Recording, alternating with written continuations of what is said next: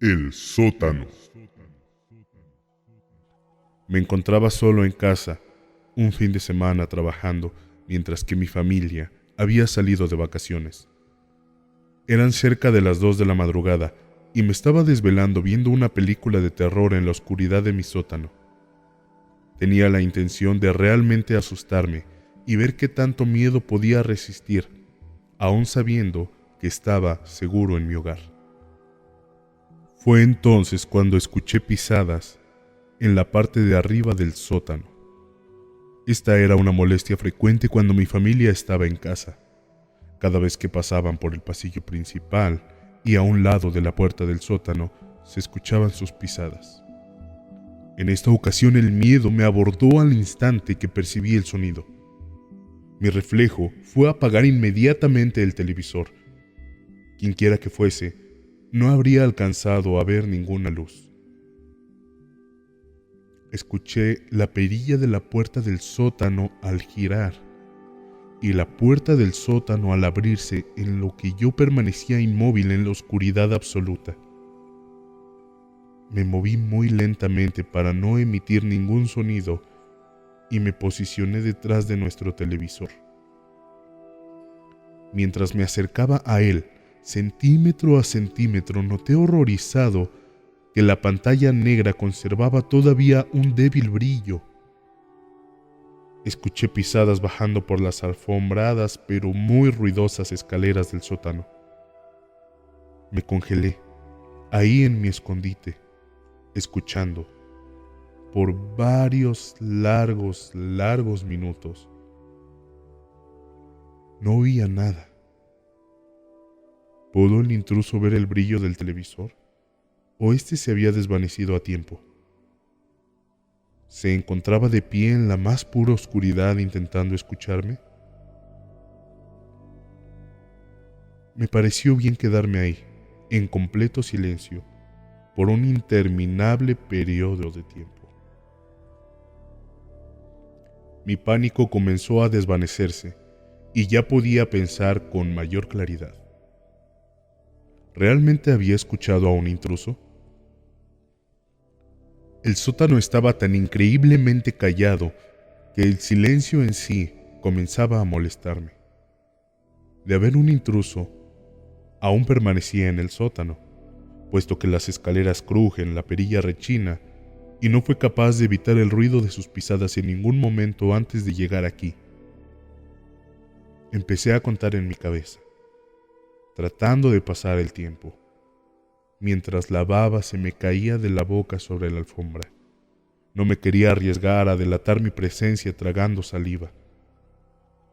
Conté 60 segundos.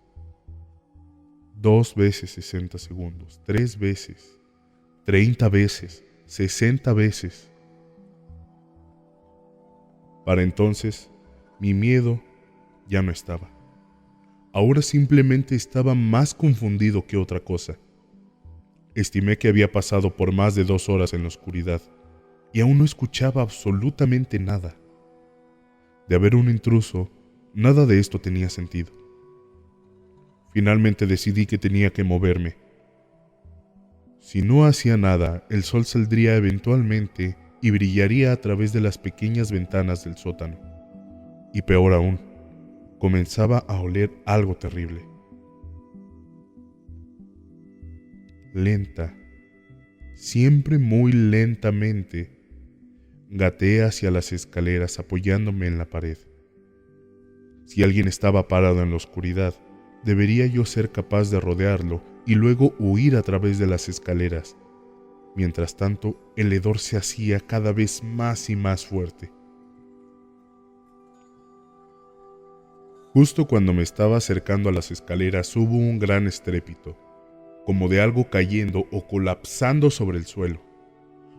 Fue en ese momento que me precipité hacia las escaleras, corriendo hacia la puerta abierta de mi sótano y mi completamente abierta puerta principal.